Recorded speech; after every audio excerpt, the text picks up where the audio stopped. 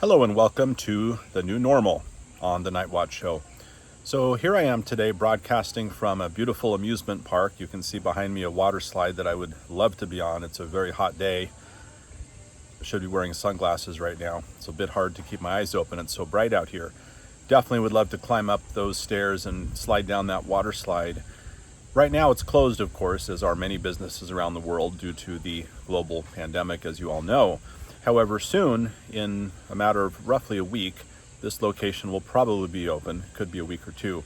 And the question I want to ask and reflect upon is, even once it opens, will customers begin to frequent this type of business, and not only this type of business within the amusement park realm, but also businesses such as movie theaters, for example, miniature golf, arcades, other businesses that involve close interaction between children and adults as well. And even when society and various governments around the world and communities, states, countries remove social distancing guidelines, even once that happens, will humanity continue to enforce their own social distancing expectations? Meaning, will social closeness not return anytime soon?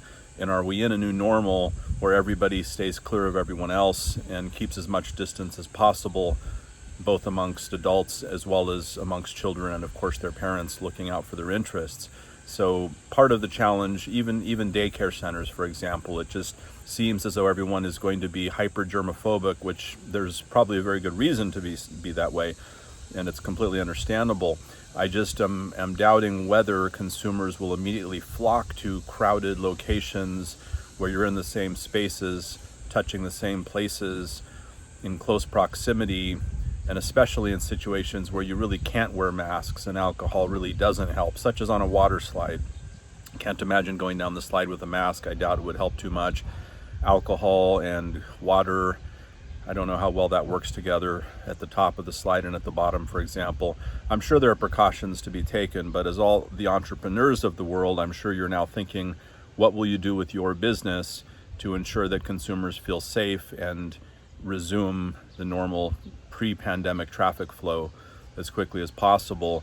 And I believe that most business types, including restaurants even, will have to make some changes and adjustments. If you're in a restaurant and the person at a table close to you has a runny nose and is coughing and they look a little bit hot and they're sweating even though it's cool inside, maybe they have a fever, are you going to be comfortable sitting in that situation? Probably not. Will you get up and leave or sit there and take the risk?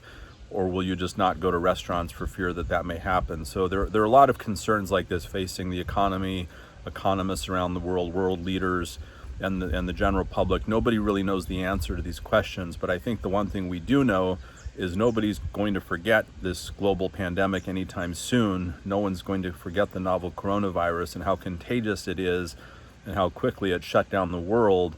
And I do believe everyone is going to be more cautious than before. So the challenge is on businesses to adapt and evolve in such a way that consumers do feel safe in an environment where, even when social distancing fades, perhaps on our own, based on our own choices, we will maintain that type of practice for the long run. As you can tell, there's a motorcycle coming down the road here.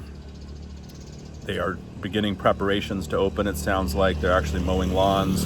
I've heard some water pumps on, and I'm pretty sure this will be open pretty soon. I'll just give you a quick glimpse of it. It's kind of a sprawling location, really a great location.